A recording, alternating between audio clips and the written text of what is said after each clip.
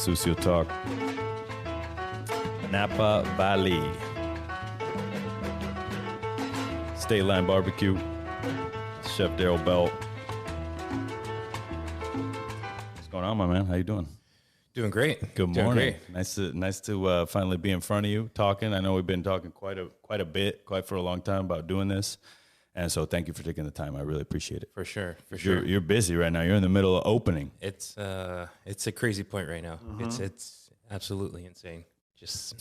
This is sort of the pinnacle of your trajectory so far, right? This is like the holy grail. You're about to open, like you got all your licensing and everything, right? Yes. Yeah. So what process are you in at the moment right now? Permits fully approved. Construction's full swing.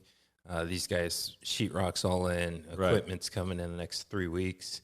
It's insane. It's we're moving all electrical and all these things, lights in. Floors are happening as well. So it's just once that permit comes, then you have full release to just take things all the way. Right. So that's the phase we're in. So our GC is going to have us done and fully ready to be open in the next 7 to 8 weeks. Got it. Yeah. And are you fully staffed at the moment, or are you holding back on that, or where are you at? I was holding back on staff until the permits came, and then as well as until I could see that building taking a little bit more shape. In terms of design. Yeah. How many people you need and. Yeah. Well, more so just so whenever I bring someone in, I can say with a good amount of certainty that, there's no surprises that could pop up in terms of construction. So we should stay on track and timeline. So if I could tell you, okay, we'll be bringing you in the next 2 months, I'll be able to stick to that. Is kind of the thing. So I've been able to see that now with the amount of work that's gone into that building in terms of what it's looking like and shaping up to. So I started the hiring process about a week ago. Got you. Yeah. Okay. Dope, man. Congratulations. Yes. Here on Sucio Talk, we take it all the way back. So, Chef, where were you born? Kansas City. Kansas City. Okay. Missouri. Yes. All right. I was going to ask you at some point what kind of barbecue it is, but I think we answered the question. You know what I'm saying? Yes. Yeah. So Kansas City. It's Carolina style barbecue. I'm joking. Okay. Throw a wrench in my game. Dope, man. So Kansas City, how was growing up there? What your parents do?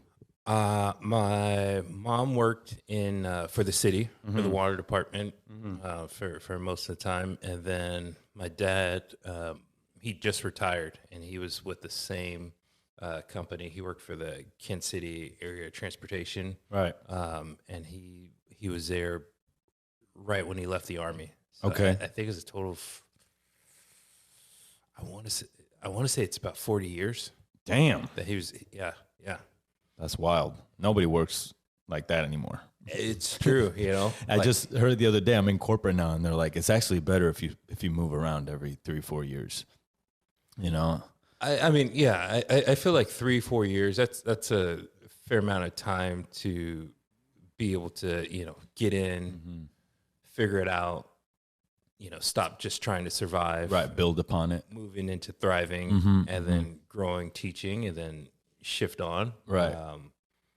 But yeah, I feel the 1 year kind of popping around that it's less, I feel like at the 1 year mark, you're starting to thrive a little bit. And you want to ride that a little bit more. Oh yeah. So your parents were busy. What was life for you like in school? Were you playing sports or anything like that? I started with basketball. That was the only sport I played initially. And I was, I think, like 4th grade, something like this, when I first started. Right. And then from there, I just kind of caught the bug, moved into baseball, football, and soccer after that. So yeah. Okay, dope. Yeah. So well-rounded sportsmanship on your end. I loved it. Dope. It was just things are a bit different, like in our neighborhood everyone's playing outside. Right. All the kids. Definitely. So the street lights came on. Street lights. Yes. That's dope, man. Yeah. Did you have any other interests in school? Were you an artist at all? Were you, what was your first job? I loved art. Okay. I loved drawing. I wasn't very good at it, Right. but that was, even now I still love sketching and drawing. You find, I'd say, yeah, for sure. That was probably the passion there. And, you know, it obviously kind of translates into right. food. It definitely does. Do you Yeah. find yourself now sketching pictures of how plates should look and things like that, or? For sure. Yeah. Okay. Yeah. Got it. Yeah. Yeah. I mean, you know, at the smokehouse, you know, to a less extent, now it's more in terms of the ingredients and, you know, how I want that. Because again, what I'm trying to create with this restaurant here, with it being in Napa, you know, all the new restaurants are a bit, you know, not so much designed for the locals, I'd say. So Right. It's always a little bit of, you know, You're absolutely right. somewhat tweezer food. So I'm being pretty intentional, especially with my background. Make sure that I'm pretty intentional to let people know that this is a casual place. The food's elevated, the flavors are elevated. So you have that component. You'll be able to catch some of the details in there, in the finesse, but it takes a lot of work to actually try to hide that. Definitely. That stuff. So just trying to bring that there. So no sketching when it comes to dishes for the smokehouse, but every other job has always been Gotcha. sketching it out. Yeah. Heard that. Cool. And then so your first job? First job in a real kitchen or just in at general? all? Yeah. First job, I was 14, working at a summer camp, Okay. and a bunch of bad kids just trying to keep them in line. Was it like legit bad kids, like juvenile camp, or No. These are Okay. these are like from schoolers up to like 6-year-olds or something like Yeah, this. Yeah. I'm like going around pinching these little kids. right? Yeah. Don't do that. Yeah. Don't run.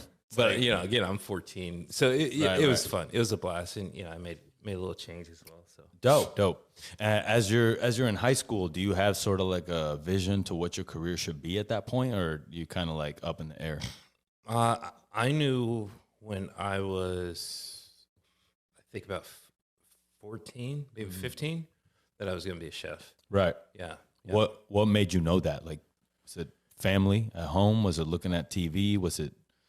It was a mix. So it was, you know, we grew up eating a lot of big pots of lentils and hot water cornbread. Okay. Just because, you know, it's a family of 6 for us. So at certain points, we didn't have that much money. So, you know, big pot of lentils goes a long way. You know, Definitely. That bag costs, you know, $2. And so that was that. So, you know, whenever my parents would be cooking those pots of lentils, you know, it went on for a while. So, you know, we'd be eating that month over month. Not consecutively, but, you know, like pretty consistently. Yeah. And so at some point, I took over the cooking of the lentils. Really? And again, I was 8, maybe 9 years old, cooking lentils, figuring it out, making it taste great. And then, you know, they loved it. The people and community that we were around was, you know, sharing it with them. And, you know, my parents would let them know, like, oh, he's cooking, he likes this, and you know, and I was like, man, this is pretty cool.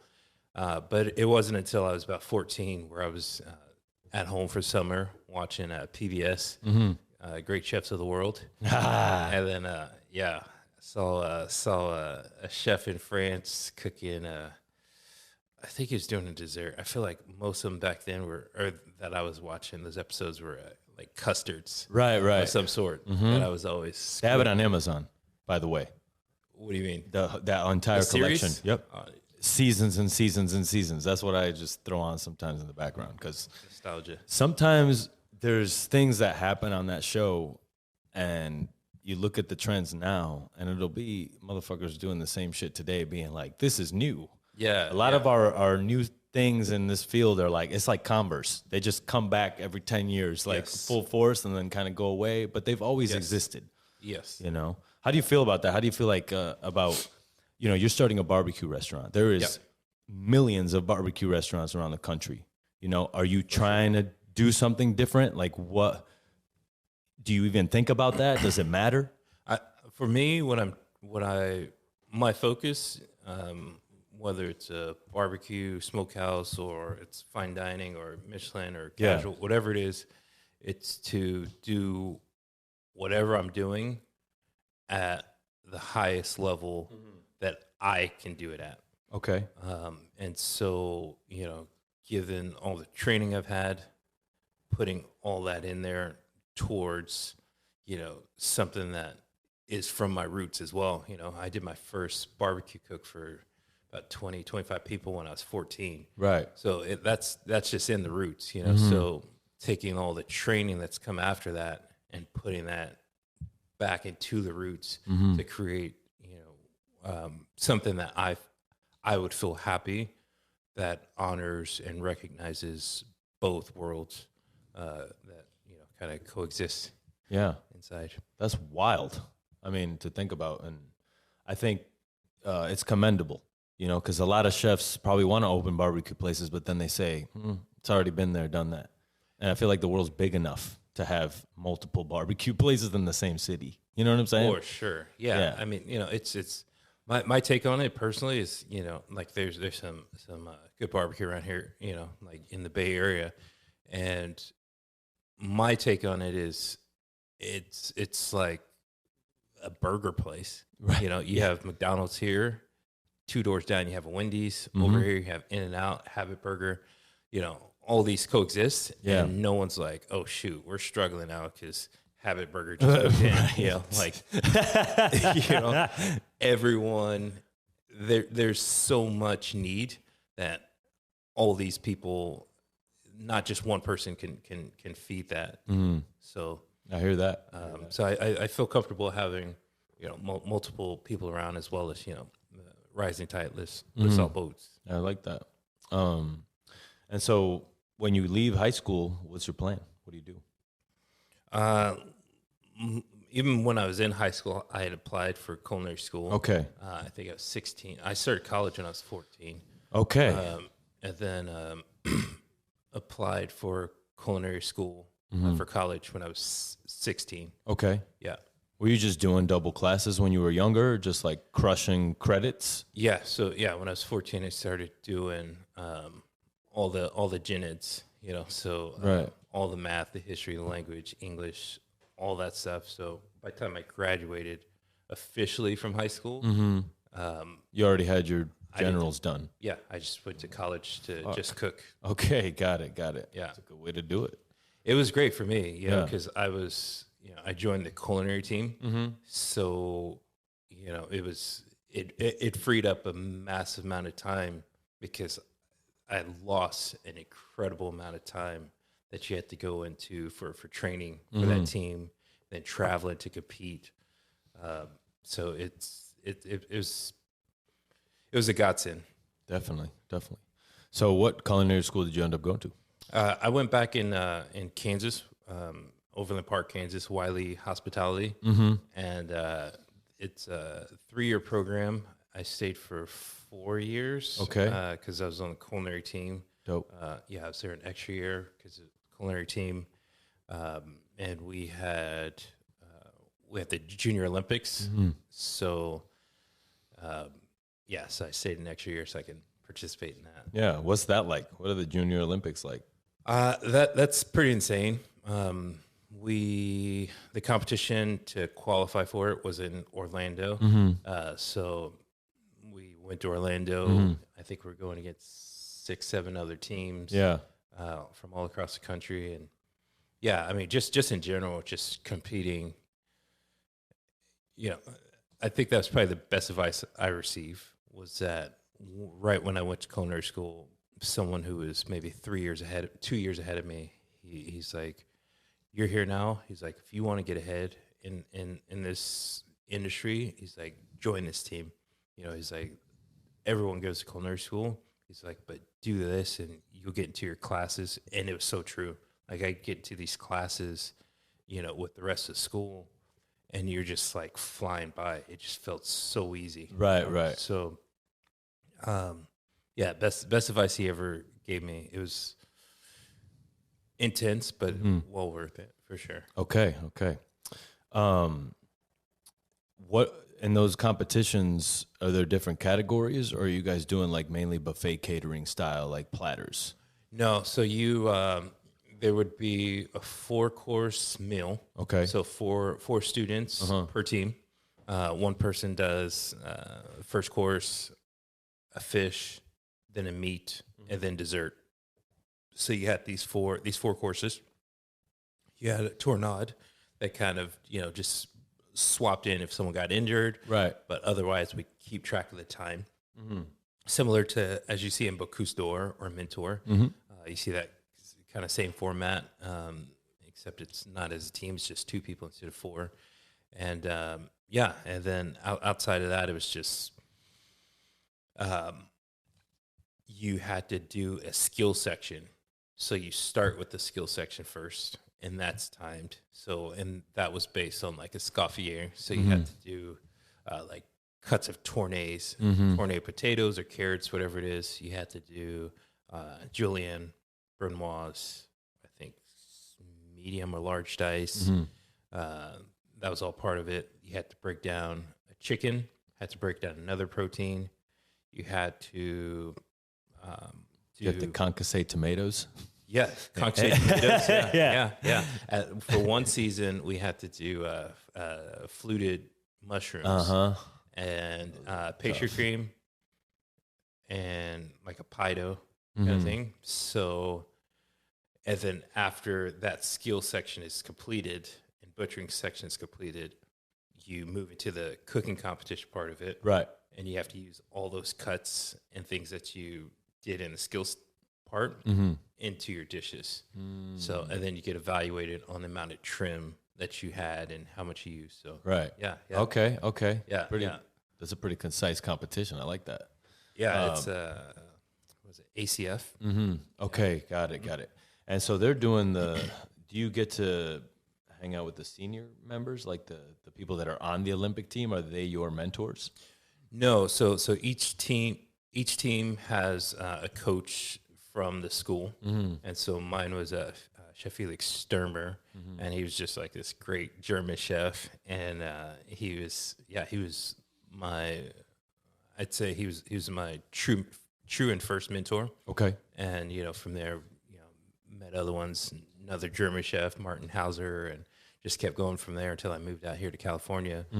And, so each team has their own coaches from the school. But the great piece about it is that you did get to hang out with and learn and talk to some master chefs from all across the country. Right. And because those were your judges.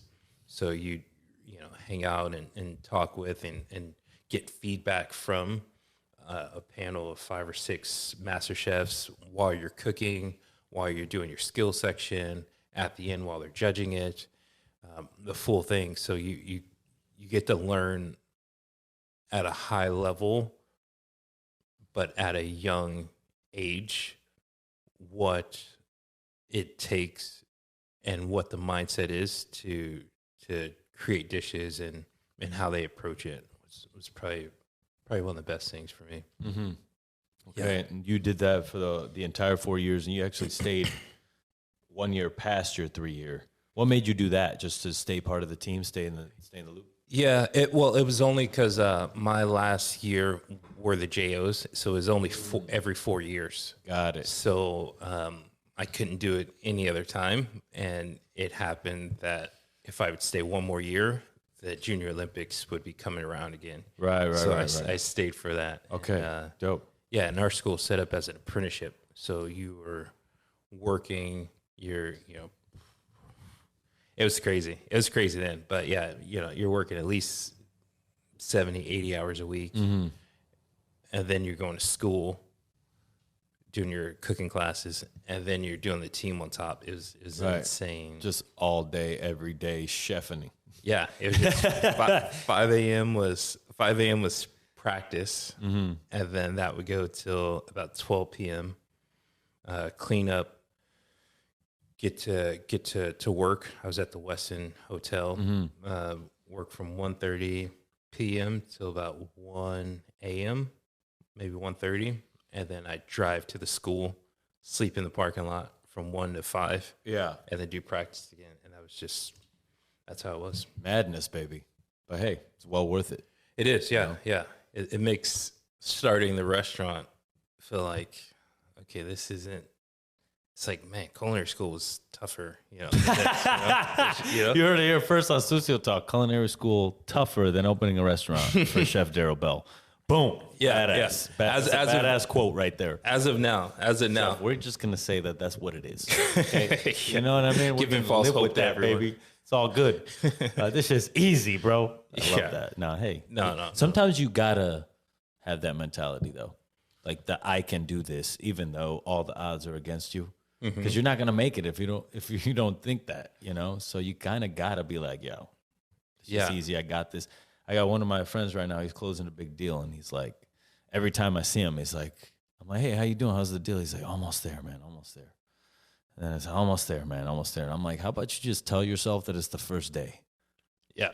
And then, you know, you won't be so like, oh, we're still, you know what I mean? Every day, just treat it like the first day. You'll be all right. You know, the one of the best things is I'm pretty sure it's taken from the situation that happened in that movie Unbroken. Okay. Where the guys in the war get captured. And Oh, tortured. right. So that they're interviewing the people, I'm pretty sure is that situation. They're interviewing some of those people years and years later, and they were asking who were the ones that didn't make it, and that died or were gone the fastest and gave up. And the guy's like, oh, that's easy. It was the optimist. And they're like, what do you mean? They're like, yeah, it's the ones that were like, oh yeah, we're gonna get out of here. Yeah, it's happening tomorrow, because they just slowly just keep getting knocked down. Right. And so they were the ones that made it were the ones that were like, yeah, we're just in this for long term. Like this is we're just gonna sit in this, and just when it's over, it's over. Right. So, you know, someone told me that. It was actually Chef Phil Tessier. He told me that story. And this was in the midst of us trying to get this permit and going through all the challenges of what they were requiring and needs to get us open and get us approved. And people were asking, where are you going to open? I was like, okay, you know, and I'd go off of what I was told from the city and from contractors and architects. And like, yeah, you'll be open May. So I'd tell people May. And then it'd be later. They tell me this later, like September. So I tell people September will be open. And you just keep going doing and going this, and going. you know? Yeah. And then at one point, I was like, you know what? When we're open, we're open. Like I can't. I was like, I'm truly not in control. Like I'll push extremely hard as I did, but ultimately, you can bug people, nag people, email people, call people, push people hard, push them hard, you know, or they're pissed off, annoyed, and they're getting stuff done. However, that process and the way it's set up only gets things done so quickly. You know, they have their steps of order, which they follow. So it's like you do whatever you want, but you're ultimately not in control. When you're open, you're open. Figure out what you're going to do in the meantime, and that's how Oxbow, that's how Farmers Market, that's how everything else that's been really huge. To kind of build up the momentum and anticipation. All those came about by just saying, you know what, like we're in it. Like when this restaurant opens, it opens. Until then, we're going to focus on just pushing in every other direction. And yeah. You know, a lot of my days as a chef is spent telling people that it's okay. You know what I'm saying? Because and I like this, right? But then part of me is like, why are they being so hard on themselves to the point where they can't even function? Yeah. You know, so I'm like, there's like a balance there, right? There's the beat yourself up if it doesn't get done, right? But then don't put yourself in the mentality of it's already fucked up before you've even fucked it up. Yes. You know, like, hey, you wake up late, you show up to work late, whatever. Let that stay in the moment and then move past it. You know, it's the people who say, oh, well, I was late today, so that tells you how the rest of this day is going to go. You know what I mean? Like, bro, just be late and let that be the only bad thing. Yeah. And then past that, you're good.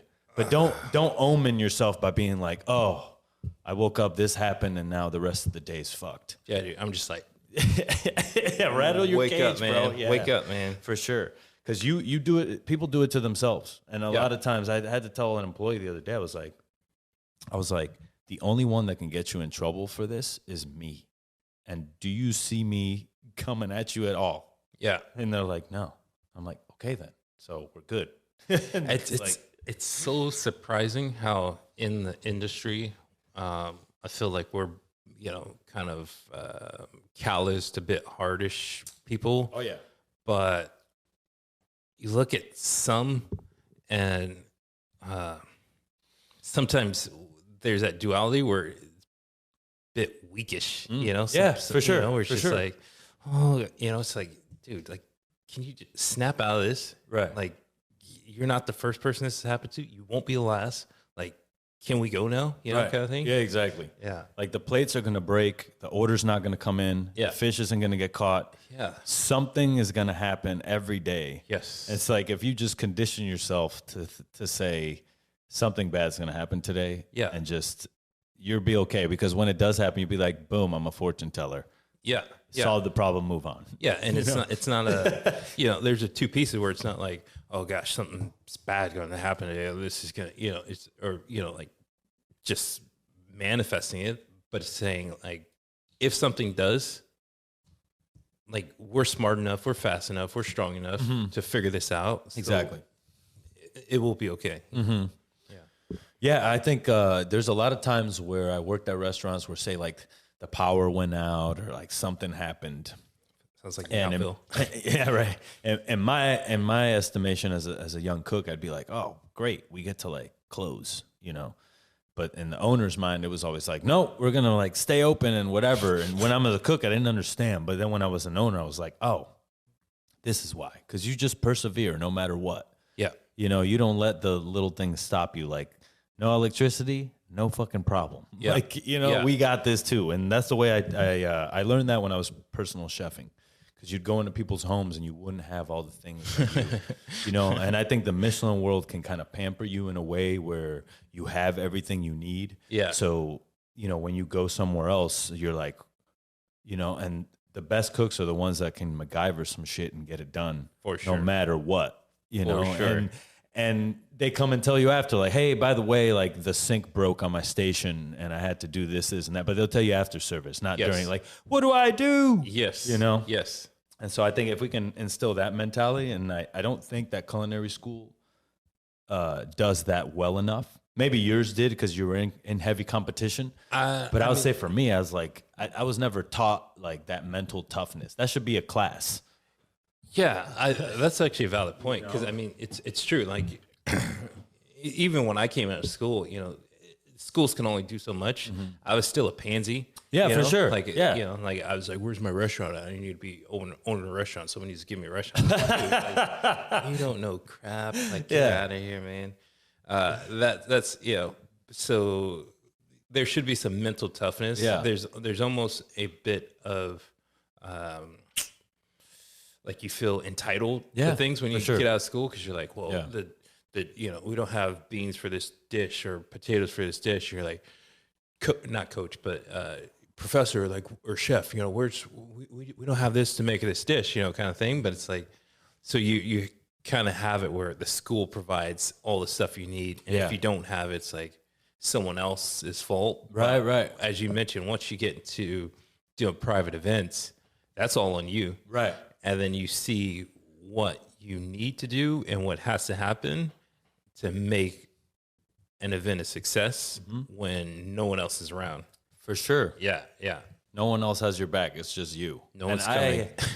Now I enjoy that. And I remember when I was a young cook and I didn't have that confidence, I was like, I can't wait for the day where I could just like do something and I'm not afraid to do it. Because becoming a chef is a series of overcoming fears. Yeah. It's like, I don't know how to cook this. Then you look at that line cook down the line that like is just acing it. Just any dish that the chef gives them just fucking crushes it. And then you are just like struggling with the dishes that have been on the menu for however long, right? And then you start to, you're in the car like, what the fuck, that guy? You know, like, and it's just like this circle of pity for yourself that doesn't allow yourself to just be like, okay, let me just walk over there and say, hey, can you show me this? Yeah. He will.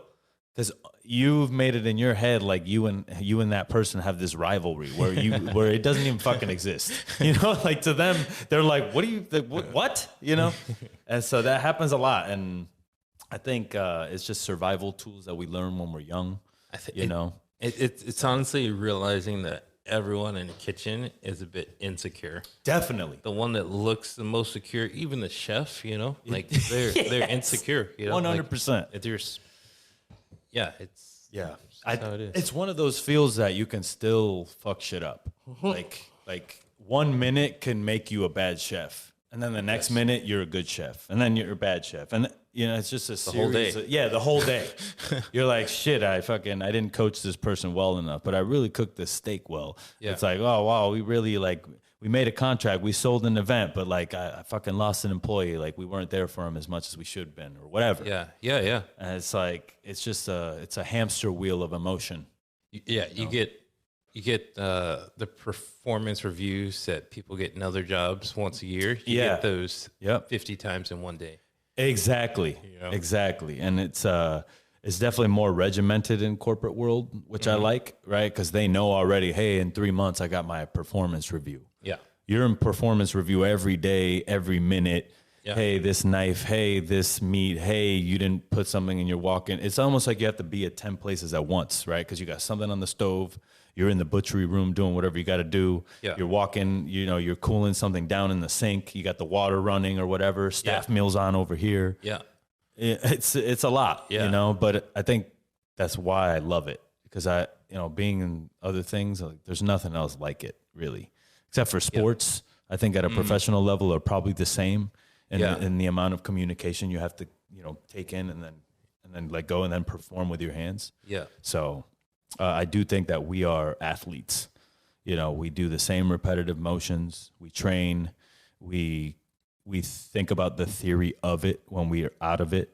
Mm-hmm. So there's a lot of like ideation and a lot of time dedicated to the field, whether you like it or not. It's true. It's like you go out to eat, you're still working. Yeah. You're still like putting flavors together in your head. Oh, this worked. I didn't like the menu. Oh, the tablecloth. Oh, the plates. Yeah. Like, Yeah. So you're constantly studying, like you for sure. Yeah. Yeah. Yeah. And I think when you do that, and when you can say you do it, that's the artist part of being the chef, because you're experiencing things as a building block to your creativity at all times. You know what I mean? Kind of went on a tangent there, but here we go. So you leave culinary school. Where are you going to go? Where do you plan on going?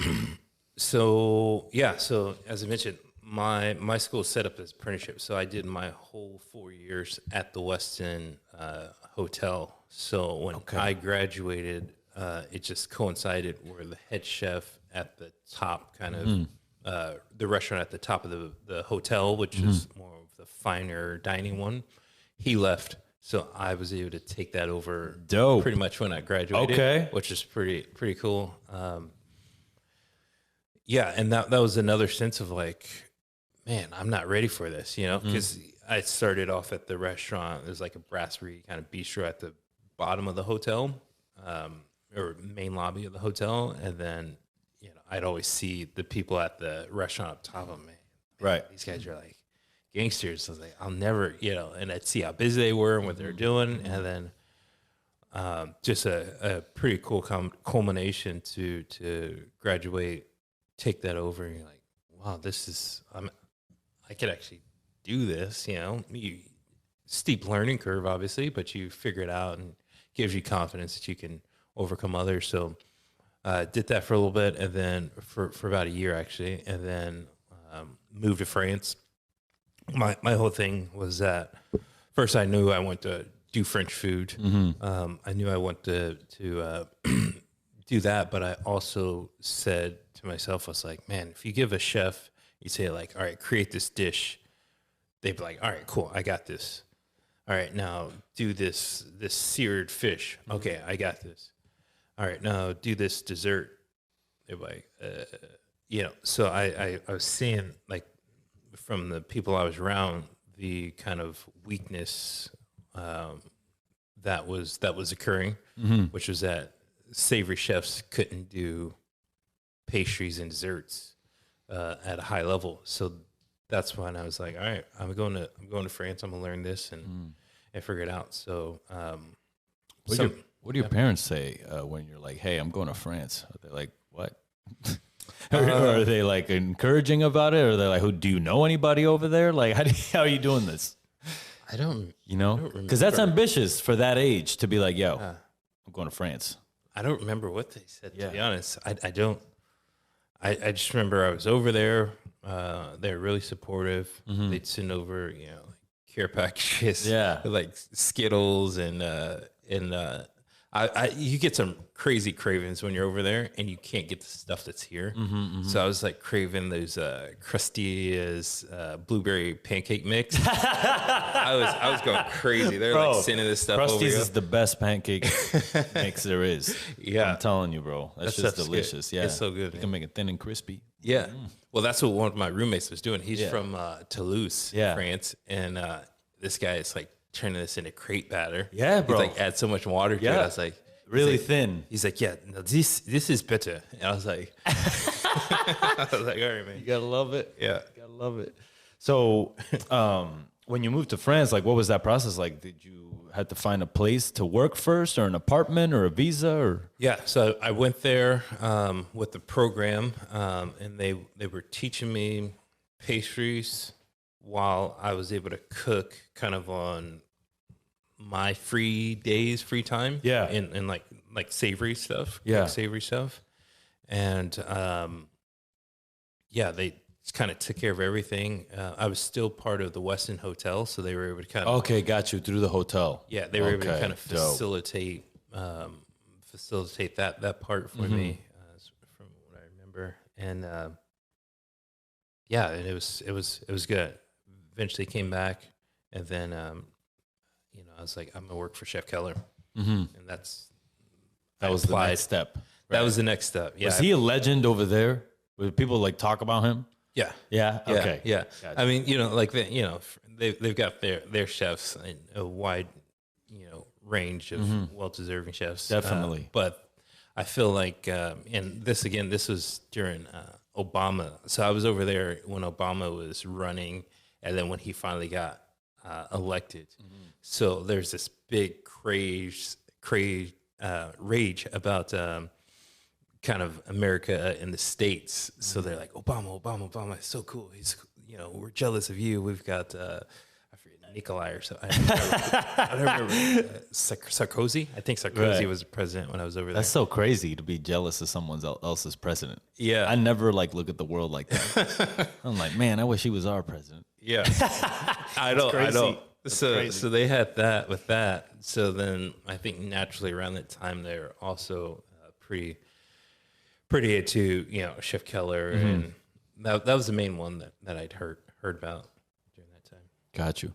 And so you want to work for Keller? Do you want to work at the laundry per se? Like, where do you want to go? What are you thinking? I don't think per se ever made it onto my radar. In term, I think it's just a New York kind of thing. I was just like, I'm not really. And I was married as well, so it's like I don't know if that's the move for us. Right. New York's hard, man. It's just fucking tough over there, man. Yeah, it's just like if I'm gonna do it hard, which naturally kitchens are just tough. I'm just like I'll just put that additional effort of instead of figuring out which subway to take, I'll put all that effort into a kitchen as well. So that was kind of the thinking there, and went and worked for him. Started off as Bouchon, as a CDP, and just kind of worked the way up. It was in Yountville. In Yountville. Yountville. Yeah. So you moved from France to Yountville. Yeah. Wow. Yeah. Big step. Yeah. Did you live in Yountville? No. Gotcha. I lived in Napa. What a beautiful place to live. You know what I'm saying? Like this is one of the best places to live. You know, It's so nice. It's so nice. it really is. I was I didn't see that nice part of it, to be honest. You know, I was at 8.25 an hour. Yeah, so for sure. I didn't get to do much or see much except the inside of my little apartment. Right, and then the fluorescent lights at the Bouchon kitchen. Yeah. It's fucking blinding in there, bro. Yeah. Who was the CDC at the time when you were CDP? Sheffield Tessier. Okay, got you. He's the, David Hodson was there, I'd assume. me and Hodson, we started. I think he started 2 weeks Before you. before I did. Oh, maybe got you. 2 or 3 weeks. So you before guys I were did. CDPs together. Yeah. God damn. Yeah. So he It's a long was journey. Yeah, he was great because he's from Michigan. Mm-hmm. So me being from Kansas City, like we both kind of have this Midwest, Midwest thing. connection, baby. Yeah. And so it was easy to kind of like him and connect with him. He really great guy. Yeah, Yeah, for sure. Definitely. Phil Tessier too, legendary. solid. I gotta get over to press and interview him. Shout out to him for opening his new spot next door. I'm not sure when that opens, but It's gonna be. I think it's summertime for sure. Yeah. I think he was telling me he's shooting for like July, maybe right, August. right. But again, it's one of those things. When it opens, it opens. Yeah, You know, you can't do it. You can't control it. Yeah, I mean, you know. But I like- mean, just as a chef looking at it, you're like, that's the dream right there. You get your casual restaurant that butchers your main proteins, and then your fine dining gets to use all that stuff, and you can find a home for everything, and the money makes sense. You know, I think when you have a standalone fine dining restaurant like a Baynou in the city, like that's hard.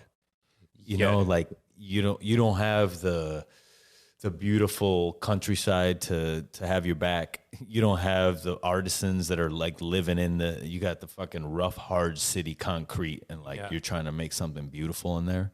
So I think definitely there's an advantage over here living in Napa because it's just so beautiful.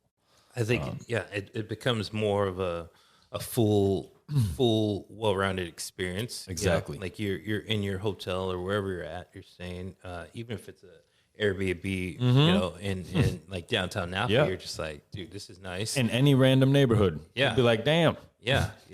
And then you drive up the valley to get to this nice restaurant, especially if you're coming at fall time where leaves are changing, and you're just like, man, this now becomes an experience. Right. And then you get the wine taste, you know. It's great advantage out here. For sure. I think it's the best commute, I think. Napa to Yountville, Napa to St. Helena. Yeah. That's the best commute. Silverado Trail or 29. Yes. Just beauty all the time. You're like, damn. It's true. Yeah, I always told myself in the car, I'm like, don't you ever forget that. That like most people don't have this. Yeah. You know, they're in a dark subway or they take the BART or whatever. You know what I mean? Like It's true. So I definitely cherish that. And every time I do it, I just like roll down the windows. I don't care how cold it is, just take it in, you know? Yeah. How long you end up working at Bouchon? I was with the group for 7 years total. Okay. For one of those years, I pulled out and went to Etoile at Domaine Chandon, another Michelin restaurant, and did that. And then just how would you say? So until I became exec sous at Bouchon, I was able to help out like at French Laundry, not so much at Ad Hoc, but French Laundry, like in the winter months when it'd be slower at Bouchon, Right. because they would need stuff with their events that they'd have going on. So that was nice to see that world. That was before the remodel and everything. So it was super tiny. Like it was just like, I'd say no joke, probably 200 times in a shift, you're hearing corner, because there were so many corners. Like it was just like you turn and it was a corner. Behind. So I mean, it wasn't made up, right, built for that volume, you know. And so obviously the remodel changes a lot of that. But God. yeah. So Bouchon, a powerhouse in the Napa dining scene. What made you like it when you first started as CDP? Like, Was it everything? Because you moved for this place, right? Yeah. You moved there, you go there. Like, are you like, okay, this is what I'm talking about? Or was it like, what the fuck? It was a mix. It was a mix of, man, this is why I'm here. Because, Right. you know, I came out and staged first. Okay. For a couple of days. So I was like, man, when I came out staging, I was like, this is what I'm here for. Like everyone's, you know, it's like there's positivity, there's focus, there's this drive, there's elevated food, there's these techniques that I can learn that I'm seeing. So there's that. You get out there and you're actually working. It's like you said, the other part of it where you're like, oh shoot, what in the crap, you know. Usually you kind of get eased into it where Bouchon set up where you come in, you're a commis, so you're, you know, prepping, putting stuff away. Then you go into oyster bar, and then you go into sandwich station, and then you get to garde manger and start working the line. I came in and they threw me right on garde manger. Damn. And they told me that they were going to put me there. And I was like, all right, I'm doing salads. Like, I just ran a restaurant in Kansas City, you know? Yeah, I was yeah. like, I could, No I could problem. do this. Dogs, that's that is the hardest station in that whole kitchen, garde manger. Yeah. The harder than first course, fish, meat. It's just because you've got first courses and you've got the last course of desserts. You know, it's just S&D station, baby. yeah. That thing is Also known as sucking dick station for sure, all night. yeah. Yeah. You can't get enough mixing bowls. There's never enough mixing bowls. And then when you get them back, they're fucking warm. And you're like, there's nothing is helping me right now. Yeah. The mixing bowl gods are Yeah, great. dude. You're like, what's going on here? You're like, I don't even have enough food, room in the fridge for this shit. Yeah.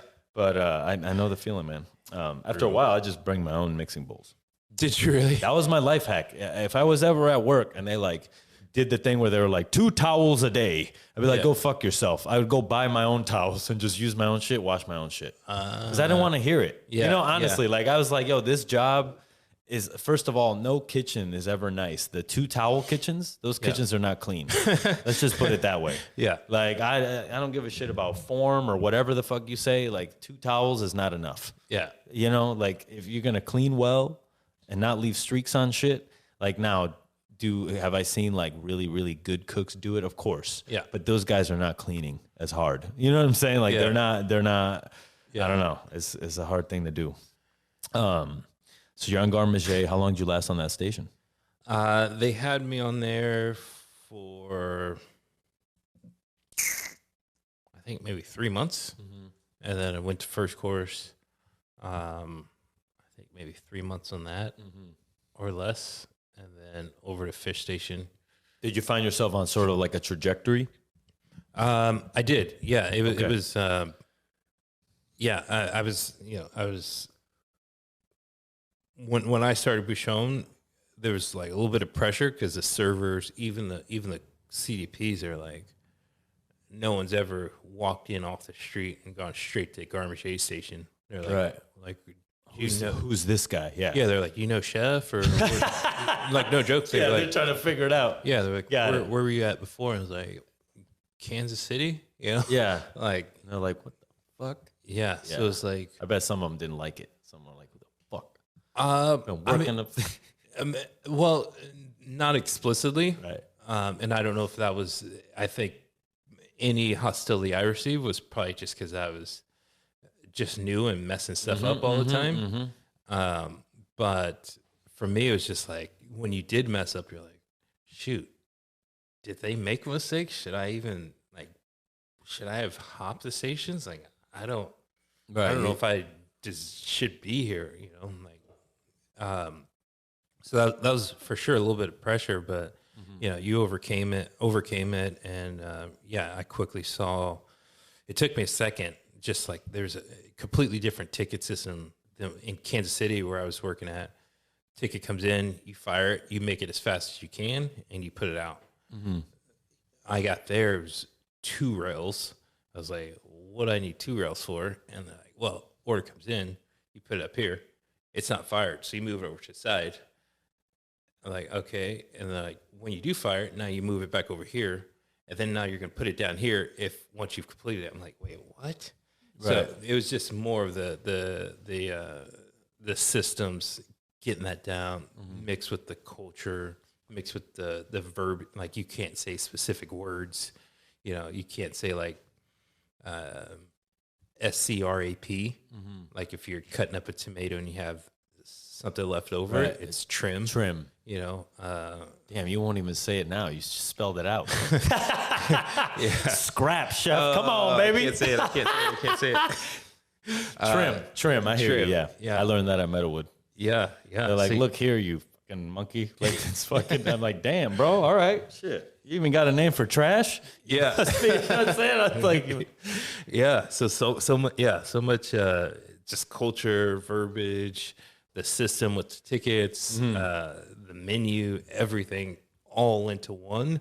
While it's a busy season, and you're doing it at a Michelin level, you're just like, this is crazy. So it took me a solid, I'd say, 2 months to actually start feeling like,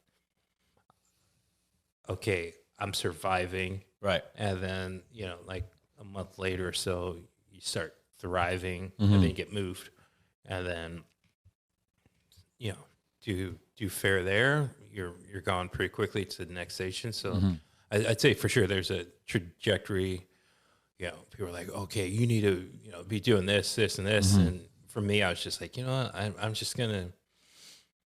gonna push just like the restaurant. I'm gonna just push and do the best of what I can do and what I think it should be done. Right. And hopefully people like it, you know, and it's worked out so far. Right. Definitely the trajectory helps because you're kind of looking over at the station and you're like, all right, I got to learn this, this, and this to do that. You know, okay, Yes. okay, I got, you know what I'm saying? And then you go over there to help more. I feel like there's restaurants now where there's no trajectory. There's no station that's like top station. You know what I mean? And I think it's important to note that because then you know where your top cooks are going to be. You know where you can hire and bring in people from outside and where they should go. Yes. You know, and this kind of wakes up the other cooks who are maybe not up to speed. They're like, oh, fuck, somebody got hired over me. It's like, yeah, they did. You know what I mean? Yeah. They're better than you. Yeah. What do you want me to do? I'm running a business here. It's true. But a lot of it is hard to balance because there's feeling in this business, but it's also a business. Yeah. You know, and that's when you kind of got to break some hearts sometimes in order to make the bottom line basically make sense. Yeah. Toughest part. I'd say the ones that are going to get it will understand, and the ones that are going to get it will take that and use that as motivation and fuel. You know, like I know for me personally, I've leapfrogged someone that was on a station ahead of me, or sorry, same station with me, but they got there first. And then I leapfrogged to the next one, and you know they take that as fuel. For sure. The right ones Yeah, do. The definitely. wrong ones are like, dude, screw this, I'm out. Yeah. They didn't give me what I thought I deserved. Yeah. You know? It's But like- the right ones that you actually want to keep and have working with you, they'll take that the right way. Yeah. And then, you know, ultimately you're trying to mentor and shape everyone who's there from lowest to highest position, and shape them into, you know, how something where they can grow. So when they eventually leave you, and they should at some point leave you, you've put them in a better spot so that they're a better employee when they work for somewhere else. Fuck yeah. Well said, chef. Well said. Fucking. So madness at Bouchon. You're there. You say there's 7 years, right? So at 3 years, where were you in your trajectory? 3 years. Yeah, 3 years. I was on meat station. All right. And that's the final station for Yeah. CDPs. Final boss meat. Yeah, I was on meat station, and then and that was kind of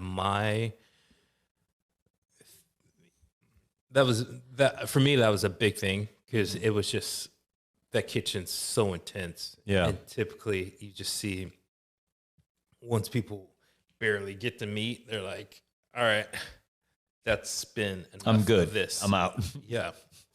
And that's where I was too. Right. And then I was like, you know what? I was like, a lot of these people, they will be able to say they worked at Bouchon, but how many of them can say they did management? Right. At Bouchon. Yeah. Exactly. Or TKRG in general. You know? So I was like, all right, I'm gonna go for Jimmy Sue. So that opened up.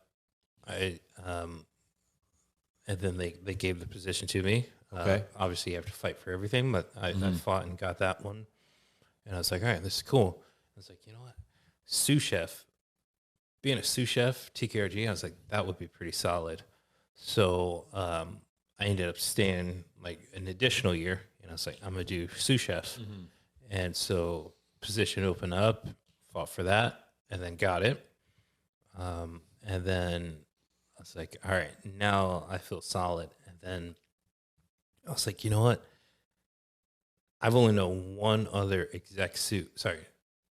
two exec sous in the history of this restaurant. I was like, I've known a solid amount of sous chefs, a crazy amount of CDPs, but the amount of exec sous, I can count those on one hand. So I was like, if I do that, I was like, I can step into a different group, different tier. Right.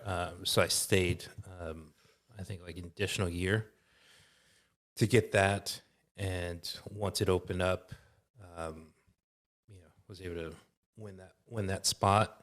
And that truly is when, as a chef, the food almost takes care of itself after a certain amount of time. Of you've just naturally have learned the habits of researching. That's part of your routine now. It's researching, finding out, reading books. So that stuff just naturally, you're just doing that to grow already. So food starts to take care of itself. But as exec sous, that's when I was able to work like really closely with Chef Ross Melling, who was the CDC at the time, and get to learn the business side. He'd take me aside, show me like the numbers, P&Ls, budget, all this stuff, and be able to dive into it with some great detail so I can learn, okay, these are my cleaning things. And then, all right, so here's your GL for that. Your chemicals are this much, and break it down and really figure out what your percentage is and how to make money. So that was the biggest and greatest piece that I'm really happy that I stuck around for. That's definitely a key piece of it, because a lot of chefs don't ever learn that. You never learn it. And it's almost like you have to ask to be like, yo, show me the financials, B. Yeah. But it's crazy, and you look at the bottom line and you're like, wow, we spent fucking $40,000 on just soap last year. Like, what the fuck? Yeah. And so you think as a chef that it's only about the creativity of the food and whatever, but it's like, no, motherfucker, like you got to make sure the lights are on and you know what I'm saying? The water's running, and make sure you have your toilets are set up to take care of however many covers you're going to do. Cause that's the thing, right? It's like all of these things matter. And it's the stuff that, again, they don't show you at culinary school. So it's like, I think we've added 2 courses already, like mental toughness and finances beyond food. Yes. You know what I'm saying? That are not taught to you. It's like, oh, food cost class, and that's it. But nobody ever says, hey, the chemicals cost this much, the fucking rental for the dish machine, the ceiling, like you said, sheetrock, like all the little nitty gritty things, that I feel like should be part of food business management. But you had to put in fucking 5 years at a restaurant after you had already done all this other shit before anybody decided, hey, I think it's probably important to teach this guy this. Yeah. Well, and to their credit, if I would have reached out and asked, as a CDP, working the meat station, at that point, they would have, seen like, okay, he's on his last station. He's kind of got it. We can throw this in there. Any other station, they'd be like, dude, figure out how to cook a fish. Figure out how to make a salad first, and then I'll show you how much the toilet paper costs. Exactly. Exactly. But that's a good out there, because I'm sure that there's a lot of lead line cooks out there right now that are like, I'm in this position. maybe somebody got promoted to sous chef just recently and there's no real movement, you know, that's where the movement is. Like you don't have to have a title, just learn the financials. Yes. You know what I mean? Learn something else that can put you in the vein and in the way to become that next level that you're going to be. Yeah. Titles, at least when I'm hiring people and they're like, oh, well, whoops. Yeah. I'm like, dude, titles mean crap. Yeah. It's all what you know, like you could be like, okay, I should be a chef, CDC, you know, it's like, well, but you can't really organize yourself enough to make a salad. Right. So you're CDP kind of thing. Right, you know? right.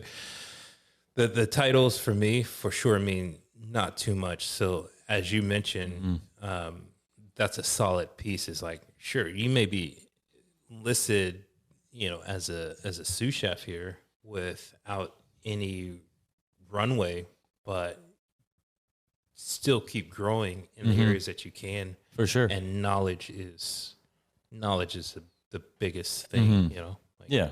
You control your own destiny. There's a lot of chefs out there, cooks, who look at the chef and they're like, you didn't teach me this. And it's like, okay, buddy, you know, like you gotta wanna learn it. Yeah. Nobody's gonna come up to you and be like, hey, because it's like them taking time out of their day. And a lot of people put a lot on their mentors and their chefs, but I always say this, like, a person wakes up and they got 10 things to take care of before they even think of the cook that they have. You know what I'm saying? They got family, they got moms, fathers, daughters, sons, whatever it is. And so I feel like the new generation also needs to understand how to be mentored. Like we learn how to mentor, but we never learn how to be mentored. And a lot of kids come out and they're like, chef, you give me everything. Like, and if you can't be there for them 24/7, you're a bad chef. Yeah. You know, and it's like, fuck, man, like there's only so much of you, right? Yeah. It's like you can't give them all, can't give it to them all. And you know, too, if you do, you know, you want to give them as much as you can, but if you did give them all that, you're almost crippling them in some senses, where if it's just like, and I found myself in multiple situations, even at press, where I would intentionally have to rein back on the amount of support or assistance I'd give to the CDPs. I'd have to be pretty intentional, because I'd see like, shoot, they forgot to order this or forgot to ask for this, and I've just gone through like, shoot, they're gonna probably need this, and then I check, I order it because they need it, and I'm crippling them. It was more helpful for me to get them in a situation. Well, they themselves will be in the situation, and you still help them out, figure them out through it, and maybe you order it and you just have it in a spot like, where are we at on this for tonight? And then they go through the process of walking in that walk-in, like, oh shoot, chef, I don't have this. You're like, yeah, I know. It's actually, look at your little boy. I put it back there. You have it, but not just doing everything for them. You know, I find the true way to help someone and mentor someone for success in the future is to let them go through some of that stuff a little bit, you know, like in a controlled environment where you're not destroying them, but you can't just, otherwise they'll feel entitled and they'll go to the real world. They'll do private events, as you mentioned, and be like, oh gosh, where's my stuff at? There's no one else to blame except you. Exactly. Go get it. Who didn't pack this? You're like, I literally packed everything. It's my fault. And that's why it's easy to get on yourself when you're doing those events, because everything is your fault. And again, it's like, are you going to dwell on it being your fault? Maybe you forgot the dessert at home. DoorDash some shit, bro. Like you got to figure it out. You know. I have never done that. So after Bouchon, what are you looking at? What do you want to do? What do you want to move to? After Bouchon, I think I quickly got enthralled with the idea of something at a high level kind of thing. So corporate chef, and I even not even, but I was working at Bon Appetit in the city. Oh, really? San Francisco. Yeah. Oh, yeah. what site? Foundry and Lux. Okay. So I ran there. It's like a 3 concept place. So it had like a breakfast and a cafe in the mornings, and then a completely separate, different area had a lunch service. It started at 11, and then that would close down at a certain time, and then another completely different area that had like a bar, kind of lounge, kind of trendy spot. So did those 3 concepts and was an exec chef there, and that was the pivotal piece in terms of financials and turning from a chef to a businessman, like being, because you'd have to sit in there and do the financial meetings every single week. Right. And this is what the accountants, the CFOs, all the big dogs, and the meetings are every week for at least 2 hours. And you can't just foo-foo your way around it. No. Like, these accountants are bringing in P&Ls. They're like, all right, you're here, this is this. And you've got to know everything so you can explain where you're at. Explain, tell them what's happening. I remember for almost, I say maybe 2 months after those meetings, I'd pull the accountant aside and I'm like, hey, can we go over this a little bit more in more detail? Because this is like all the information from Bouchon that I was getting, but on steroids, because this is super corporate. So for me, it was still a learning curve with that level of financials. And so I'd, sit down with the accountant after the meetings for maybe like 30 minutes. Like, I didn't quite get this piece, or what were you saying when you're saying this? And then just tweak that thing. And I was there about 2 years, and 6 months in, like, we had I forgot what record I set. There were 2 records. One was like the highest in the region for farm to table ordering, and then the other was like the leanest cost or something like that. It was just crazy, but it was just all getting knowledge and figuring out, okay, well, you control everything once you learn what it takes. So yeah, that was good. Damn. I mean, I'm in that world now, and it's pretty amazing how much it teaches you. Yeah. And now I have a different view of it, because people are like, oh, clipboard chef. And I'm like, I'd like to see you do it, motherfucker. Usually it's the CDP saying that shit to you. That's never been a management. And it's like, oh yeah, clipboard chef? Okay. It's not easy, bro. Yeah. Especially when you have to answer to people that are not just chefs. They don't speak your language. So you got to find a way to communicate to these office types. You know what I'm saying? These financial number people that don't have, seems like they have no emotion almost. You're and you're full of emotion and like, vision and whatever. And it's like, okay, now you got to tone it down and be able to talk like them, kind of. Yes. So it's kind of a weird space to be. Yeah. 2 years at Bon Appetit. Did you move down to the city? Did you live here? I commuted. You commuted? Yeah. Damn, you're fucking crazy. Yeah. All right. Yeah. I got a motorcycle, so I can do it. No joke. I hear that. Yeah. Bro, I'm not the safest thing. Every day I'm like, you know what? I need to get a motorcycle so I don't have to wait in this traffic. This is crazy. Like, how much time in my life am I just going to be in my car waiting for the traffic to move? I can't do it, bro. Insane. I might as well get me a motorcycle. That's actually something been top of mind for a long time. What kind of motorcycle? It's dangerous. I don't recommend it, but it's dangerous. It is. I know. Man. Like, it was like, but it's one of them things like confidence. Yeah. Fuck yeah, I'm gonna make it to work. Yeah. You know what I'm saying? You're not like who's gonna hit me today? You know what I'm saying? Yes. Yeah. Towards the end of that 2 years, I think I got, maybe in the last 2 or 3 months there, I think almost got hit like in a bad way twice. And I was like, shoot, man. Like, no joke, going on the highway and a car just right there, just straight up hit. I actually Like touched you. My leg hits the side of their car. Yeah. They're coming straight for me. My handlebars hits their thing, and like just clueless, you know.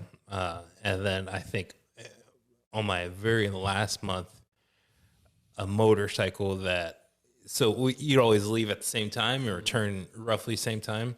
So there would always be a group of motorcycles that you'd catch with all at the same spot, usually on the highway. Right. And you'd all ride down into the city together. And then roughly you'd see most of them come back at the same time and you ride back. One of them I saw huge accident. And like I'm listening to it on my helmet on the radio. And they're like on the bridge, huge accident, backed up way past the toll and all this. And then I, make my way up, crazy traffic. That traffic was, people were like, when I made it down to my job, people were stuck in that and they were like 2 hours late. Right. It wasn't moving. So, and when I made my way up and I saw the motorcycle, I was like, shoot, dude, I know that motorcycle and I know that helmet.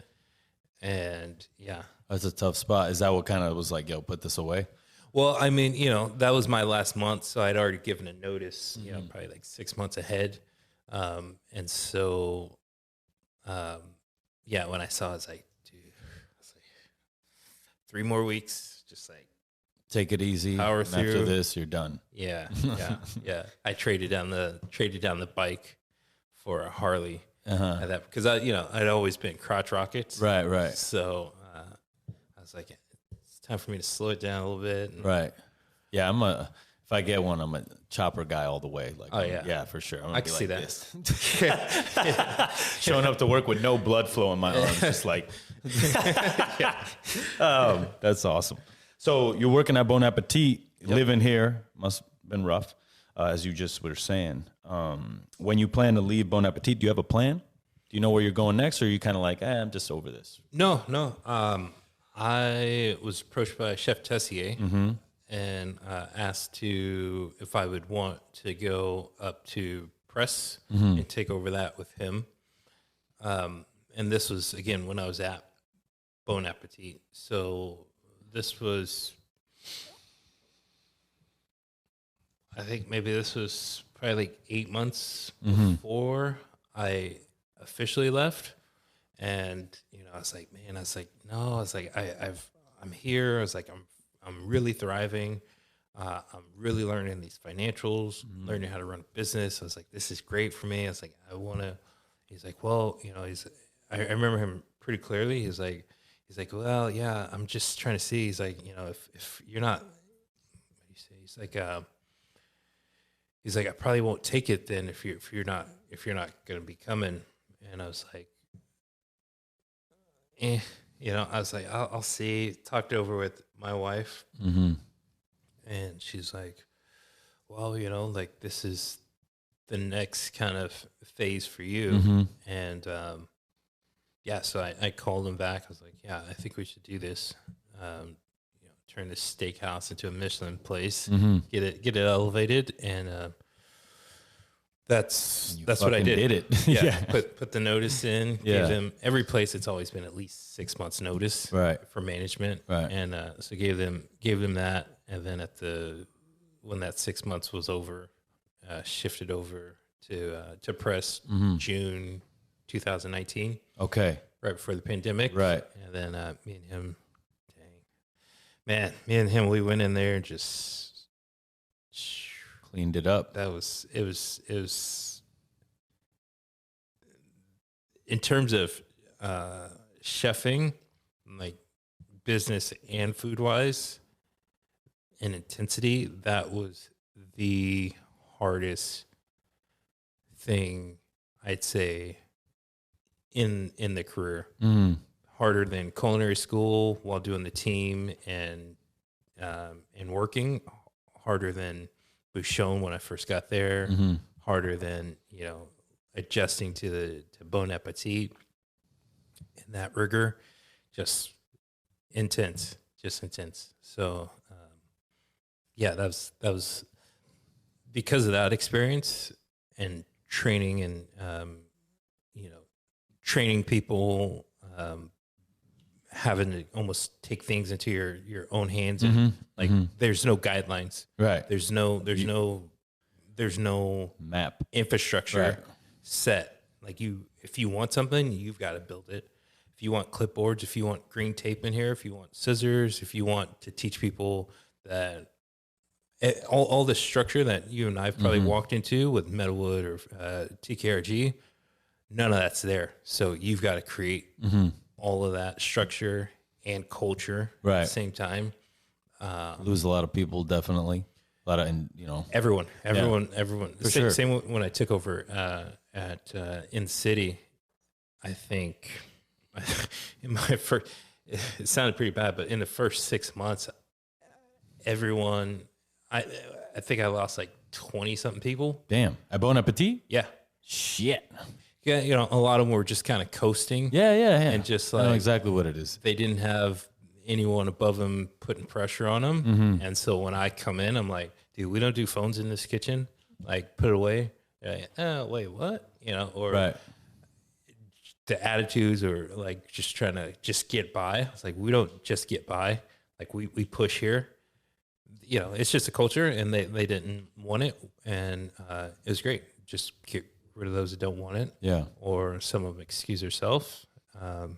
And yeah, then we were able to get it to where we were able to perform, cut the weight, and be cash positive. It was great. Okay. Dope. How long did it take you to turn it around? I mean, pandemic probably. Oh, at press? Put a stop to it at press, yeah. Well, in terms of food, it was, we had to kind of move slowly. One, because there weren't the people there yet that could execute it. I remember we'd put stuff on the menu and we were like, oh my gosh, why are we doing this to ourselves? Right. Like, cause like some of that were there, they couldn't execute it. Right. So they're just destroying it. Cooking everything. Yeah, they're destroying it. Like, oh my God, you know, kind of thing. So one was some of the people that were there to execute it, and then other was, you know, you with a place like there with that had been there. I don't know. I think like 15 years before we got there. You have to understand and realize that they have a following, and they have a group of people that have gone there and that want the same thing roughly, and they don't want big changes. So we had to ensure that we did smaller changes. So if they had a potato salad, for instance, which they did not, maybe you'd have to go in and instead of just, you know, changing their creamy potato salad that you get at picnic, now it's maybe like these nice heirloom potatoes turned into this nice dish with this, you know, filling and, you know, some nice crisp component or something like this. So just still giving them things, but elevating it slightly. So we did that June 2019, and then pandemic hit, obviously 2020. So once it shut down completely, we just pivoted to take out and did that whole thing. And when we reopened, we were able to reopen with like kind of a newer version, like get rid of some of those things and like kind of revamp it halfway, still appeasing the others. And then we did that. And again, as you remember, the pandemic closed things down the second time. And so when we reopened after that second time, that's when we were just like, rip the Band-Aid off. If it's going to happen, this is going to be now. This is our one chance to do it without having to ease into it. And yeah, and you know, it's like Steve Jobs says, people don't know what they want until you show it to them. So we were able to give people things. They lose some items. We're like, oh man, we still want this, or where's that at? Can you guys do this? But then you give them these other things, and they're like, oh man, that is Way really, better. yeah, that's really cool. We really like this. Don't take this off the menu. We want it. And, obviously Chef Phil Tessier, doing Bocuse and being the first American to get on podium, and got silver there, then coached the team after to gold. He's pivotal in creating that full culture, and that even certainly pushed me to be able to work side by side and figure out how you can work so closely and achieve one goal. He's the best. He's the best. Fuck yeah. Phil Tessier. I mean, he's legendary for sure. Yeah, he's a beast. I can't wait to see what this new spot is all about. When you're at press, I know there's a lot to think about, obviously, with you helping push the spot, but is Stateline barbecue at all in your mind? No. I mean, I was doing a barbecue sauce, Okay. which we still do. Okay. So I started a barbecue sauce company when I was at Bouchon. Okay. So I was a CDP. So on top of doing all the crazy hours, I'd get my days off, and I would go into stores and try to sell them, Sell them the barbecue sauce. Yeah, I'd be like, hey, would you want to put this in your stores? And this is our cost. Did like full sheets, sell sheet, and all this. And they're like, yeah, let's do it. So at one point I was in 9 different stores. Damn. While a CDP at Bouchon. And just hustle to get it into the stores. Yeah. And then when it was in the stores, hustle on the days off to sample it in the stores to make sure it would move so that they'd keep reordering. So it was nonstop. And then at one point, TK tried it, and he put it in the restaurants on the cruise lines. So we've been selling on cruise lines in gallon jug formats ever since. So that's To this day. Yeah. Dope. So that's been the kind of constant underflow that's been happening. Yeah. And so that continued even while at Bon Appetit in the city, while at press. And when the pandemic hit, the guys, Jason, Tyler at Truffle Shuffle, they reached out and were asking if I could do one of the sauces for a couple dishes and do some other stuff. And that's when there was, what they've built, which is so great, was able to give us some traction in terms of people wanting to try the sauce. So it built up enough where I actually started going, instead of gallon jugs, to mason jars and then selling that online. So then that progressed. And at some point towards the end of press, my wife had always been bugging me for a long time. She's like, your days off, my days off, I was typically craving barbecue. And the barbecue I'm used to in Kansas City just wasn't out here. And she's like, well, why don't you stop crying about it and just open something? And I was like, well, I didn't do all this training, do all this. To open a barbecue. To do barbecue, Right. And That's the Michelin prison, kind of that you get yourself into. Yeah. That you can easily just open the door and step out of and be fine. And so I'm glad you did. Yes. Yeah, it took years for her to convince me on it, and and the pandemic hit, and Truffle Shuffle really started taking off, and then we kind of were going off with it as well.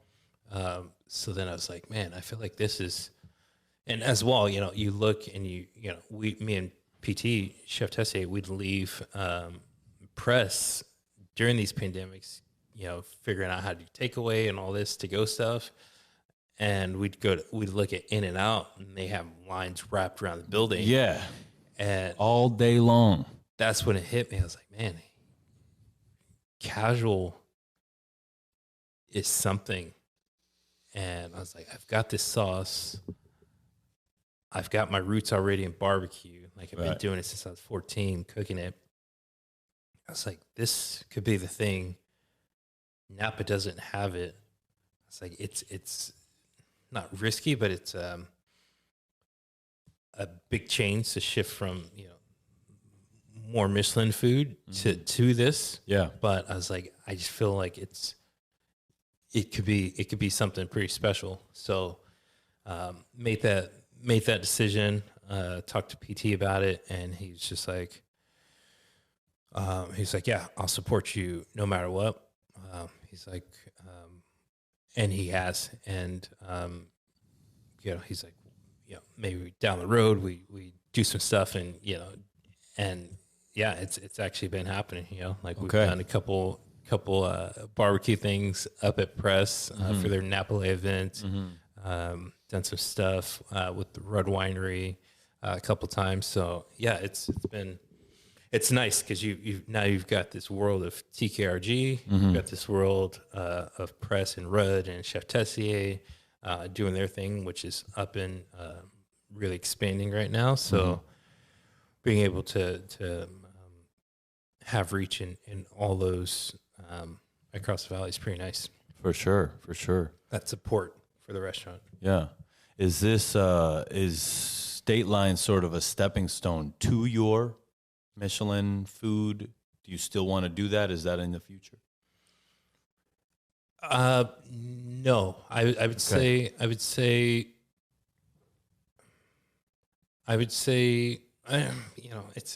so tricky because I'm the personality where whatever I'm in it. Yeah.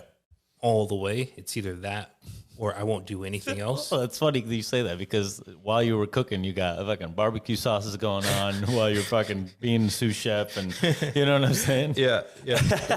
So I feel like in all those while at Bouchon is like I'm all into the fine dining, but I'm gonna create this sauce. Yeah. While I was at Press, I was like I'm all into Press while I'm still running this sauce.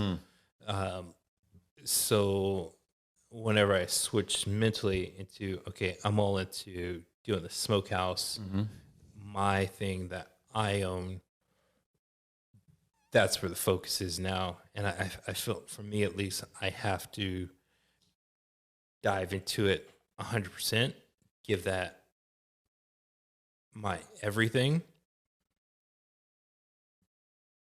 And then from there, evaluate and say, okay, is the next thing something different? Do I want to do something different? But it's exactly like how it was when I was at Bouchon. It's like I've got to give everything to this, and because I was able to withstand all those years and get demi-sous, then sous, then exec sous, because then you walk away, no one could take that away from you, and you've got something.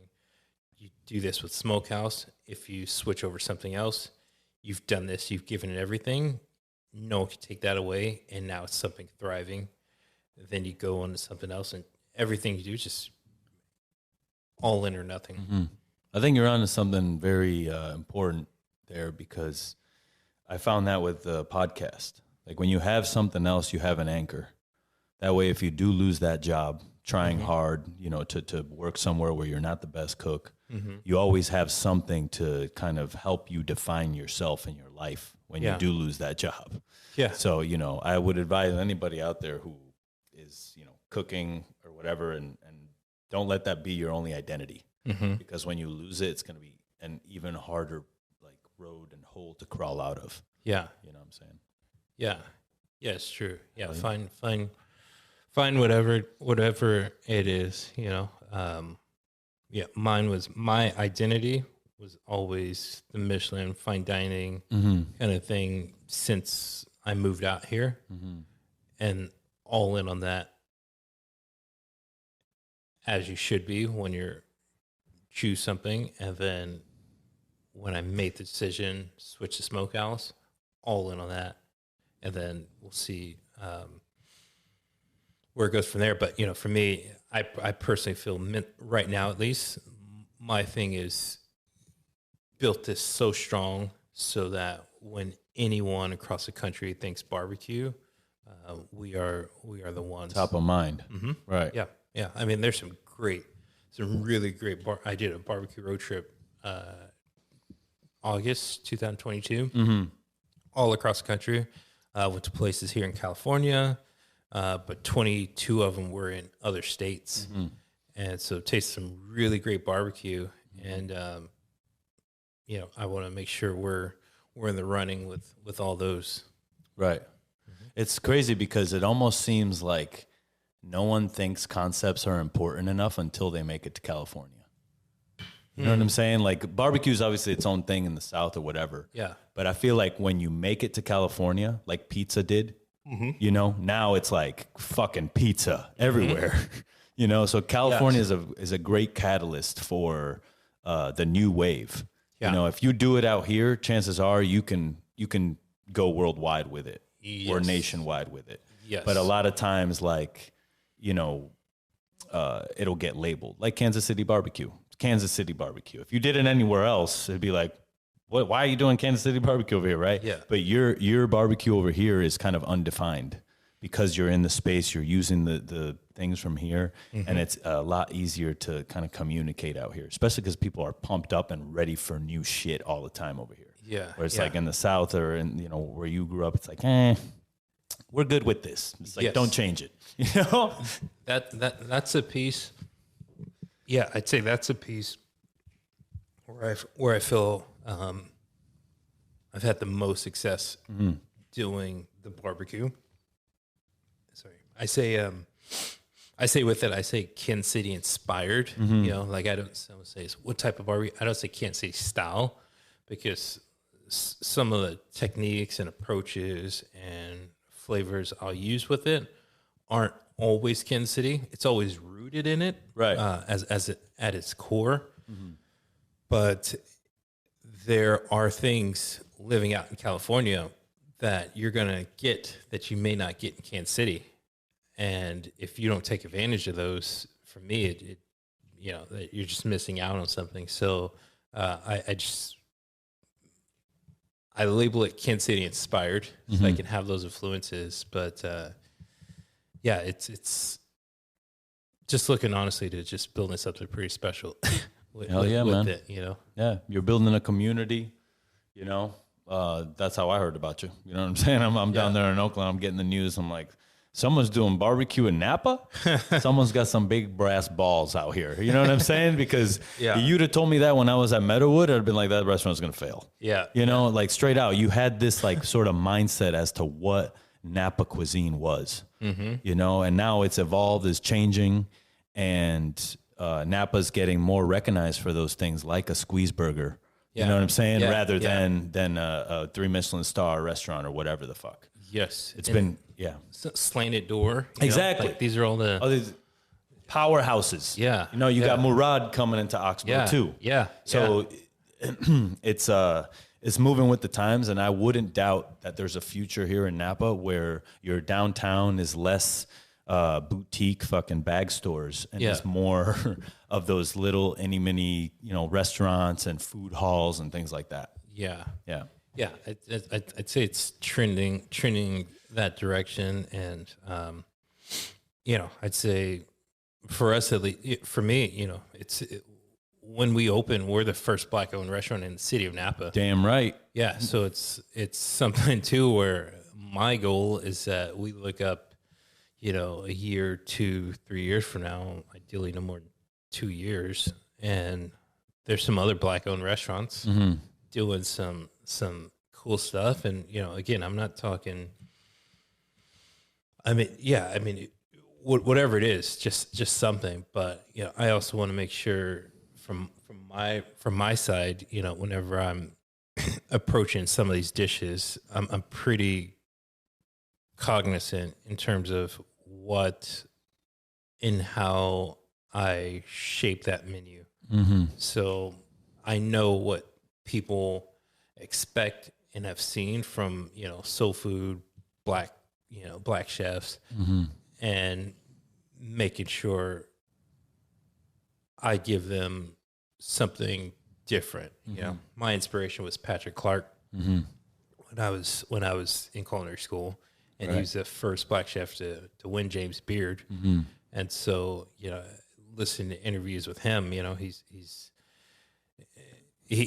pretty much said similar thing. You know, he's like, we don't all do black eyed peas, greens, this kind of thing. You're damn right. He's like, you know, he's like showcasing that we could do other stuff. Right. And so, yeah, so, you know,